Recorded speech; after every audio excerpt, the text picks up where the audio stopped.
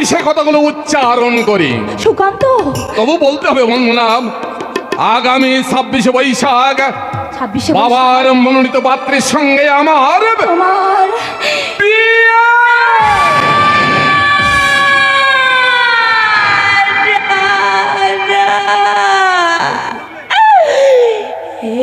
তুমি কি বললে সুকান্ত? আমি আমি আমি ভুল শুনিনি তো সুকান্ত? এ বিয়ে না করলে বাবা তার সমস্ত বিষয় সম্পত্তি থেকে আমাকে বঞ্চিত করবেন। সম্পত্তির দিকটাই তুমি বড় করে দেখলে সুকান্ত, আর আমি আমার জীবনে